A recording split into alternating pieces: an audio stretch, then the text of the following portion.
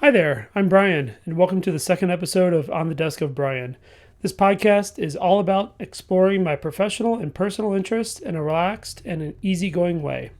Today, we're going to dive into some exciting topics like the NBA playoffs, the Phoenix Suns, Major League Baseball, and the Hall of Fame debate.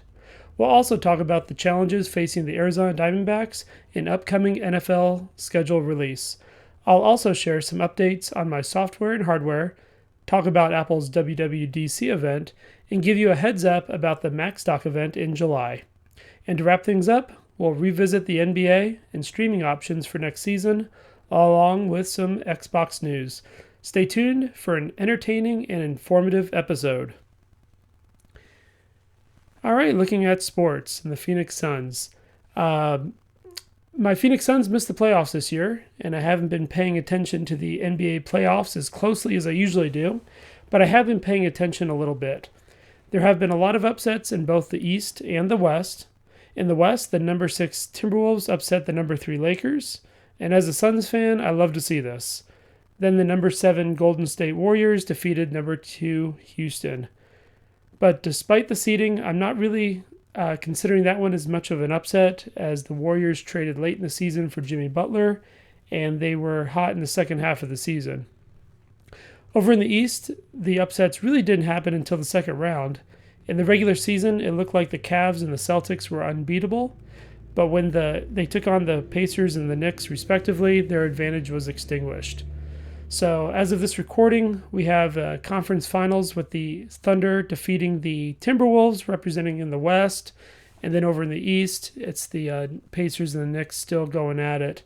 Really, of the remaining three, only one of them has won a championship, and that's New York. And that title came 52 years ago, back in 1973. I really wouldn't mind seeing any of these remaining teams win it all, but I do lean a bit towards wanting the Knicks to win, mostly because of Mikal Bridges and wanting him to earn a championship ring, remembering his time with the Suns. Over in the West, I'm okay with the Thunder winning it all too, respecting how they've really built a great team largely through the draft, and also being a Lou Dort fan with his time playing for the Sun Devils. Looking over at the Suns specifically now, when they start the season next year, they're going to be in their fourth coach in 4 years. They're currently on a search for their new head coach, and at the moment are the only NBA team doing so. Unlike their last two hires with Frank Vogel and Mike Budenholzer, they were coaches with championship wins behind them. It's reported that the second round of interviews for the Suns only include assistant coaches with no championship wins as head coaches themselves. I really hope that this goes well and is definitely a different approach than what has been taken over the past few years. Moving over to baseball. So recently, Major League Baseball Commissioner Rob Manfred opened up the door to what might get Pete Rose into the Hall of Fame. Manfred decreed that previously ineligible players are now eligible once they've passed away. So that said, there are still a lot of steps between being eligible and getting in. If Rose were to get into the Hall of Fame, he would need to first make it through a screening committee known as the Historical Overview Committee, just to decide if he's going to be on the ballot. And that process won't even start until December of 2027.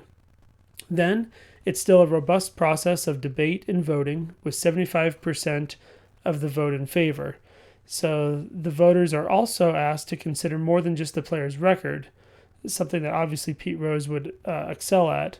They also have to consider their ability, integrity, sportsmanship, character, and team contributions.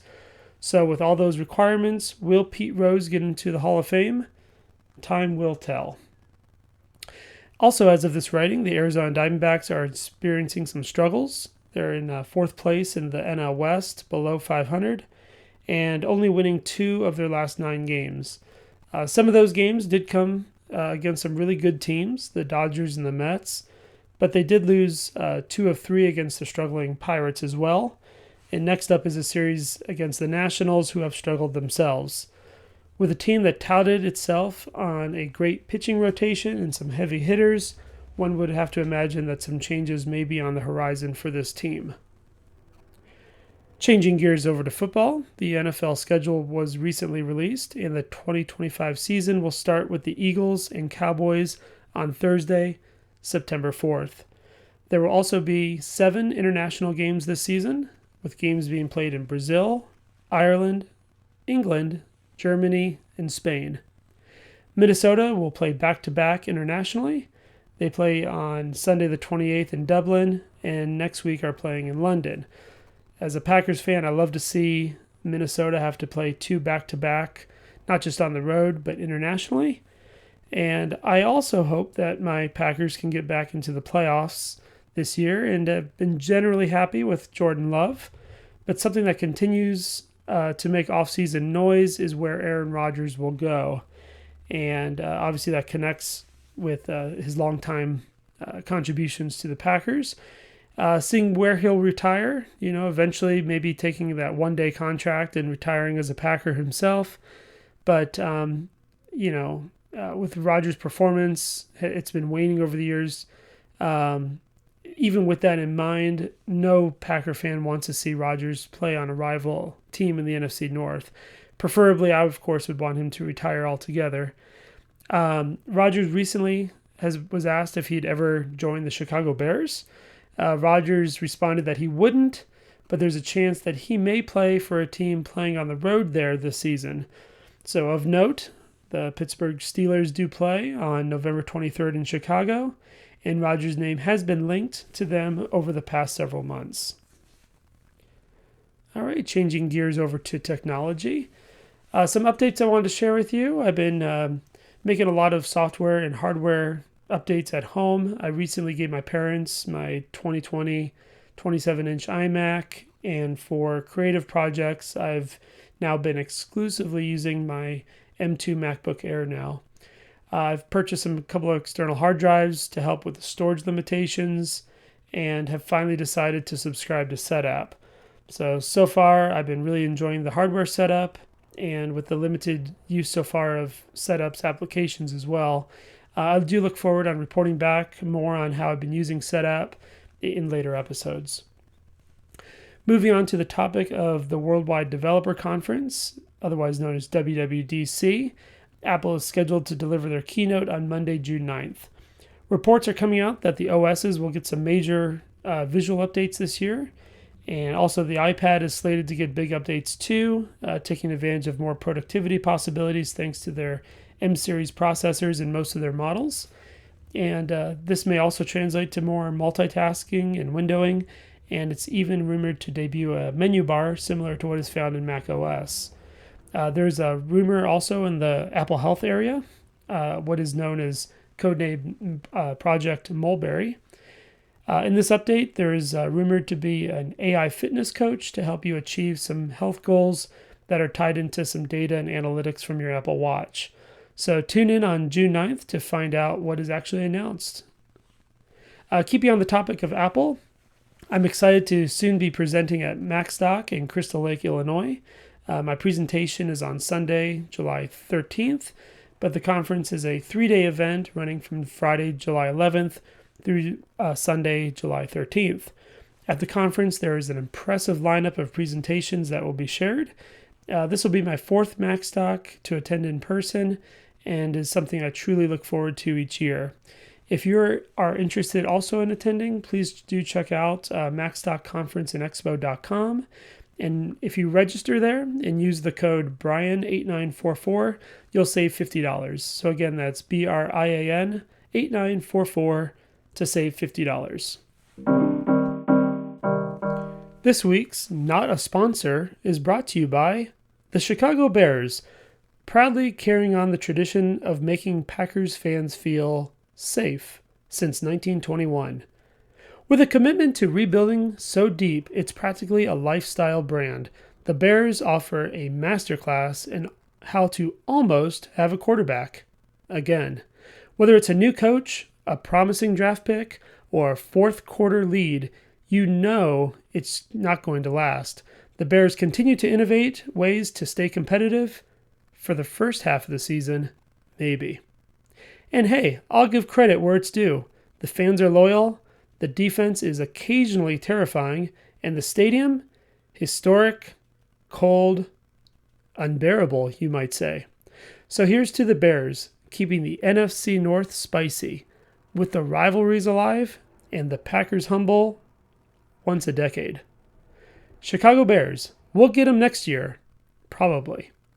Thank you to ChatGPT for that fake ad spot. Okay, moving on to entertainment. First in streaming, this coming NBA season, there are a lot of changes coming that will be beneficial to cord cutters and also those who have difficulty getting their local channels over the air. NBA games will air on ABC and ESPN, and they'll have their own streaming network. More on that on a future episode. Amazon will air some NBA games, and NBC/Peacock will air NBA games as well. For those who have fond memories of the NBA on NBC in the 90s, not only does this mark the return to national games being aired on the network, but it was also announced that John Tesh's Round Ball Rock song will be part of that coverage too. Then it was also recently announced that Michael Jordan will be a special contributor on NBC's coverage of the NBA. Moving over to video game and Xbox information, the Xbox Showcase will take place on Sunday, June 8th. Here they'll show off some games they and their third-party partners have been working on.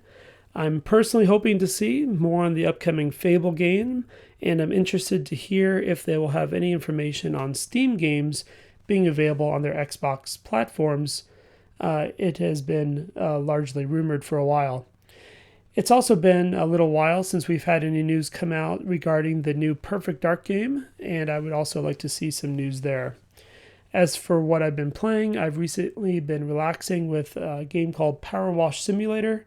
If you're looking for something that's just really relaxing to enjoy in the background, maybe you're listening to a podcast, it's a great game to just kind of lose your time and relax in. Okay, so that wraps up another episode of On the Desk of Brian. If you like what you heard today, please be sure to follow and subscribe so you don't miss any episodes.